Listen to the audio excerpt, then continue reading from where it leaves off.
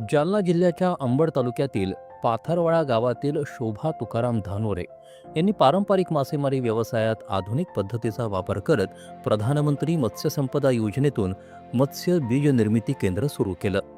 या योजनेअंतर्गत त्यांना 15 लाख रुपयांचं म्हणजेच 60% अनुदान मिळालं.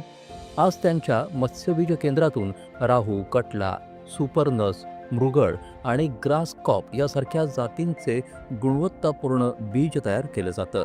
खूप लोक मासे नेतात. धंदा खूप चालू आहे.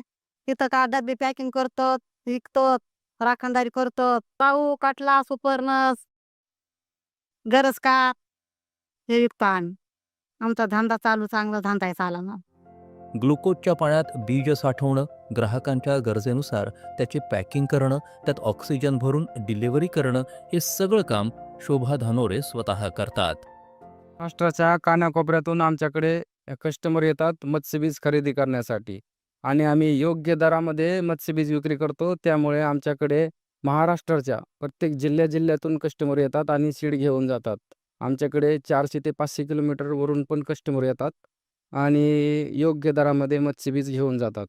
महाराष्ट्रामध्ये कुठंही एवढा कमी दर नाही जेवढ्या कमी दरामध्ये आम्ही सीड विक्री करतो. तर याच्या सीड विक्रीमुळं आम्हाला खूप चांगला फायदा झालेला आहे. प्रधानमंत्री मत्स्य संपदा योजनेअंतर्गत ही स्कीम घेतल्यामुळं आम्हाला याचा खूप फायदा झालेला आहे. या मत्स्यबीज केंद्राच्या गुणवत्तेमुळे ग्राहकांचीही पसंती मिळते. बुलढाणा, रत्नागिरी, चंद्रपूर सारख्या जिल्ह्यातून ग्राहक त्यांच्या मत्स्यबीजासाठी पाथरवाडा गाठत आहेत. आम्ही इथे मत्स्यबीज देण्याकरता आलो आहेत.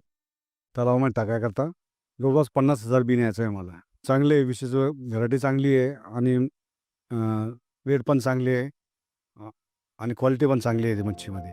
प्रधानमंत्री मत्स्य संपदा योजनेचा खरा फायदा काय असतो हे शोभा धानोरे यांची यशोगाथा स्पष्टपणे दाखवते. पारंपरिक व्यवसायाला आधुनिक रूप देत त्यांनी ग्रामीण भागातही उद्योजकतेचं प्रभावी उदाहरण उभं केलं आहे.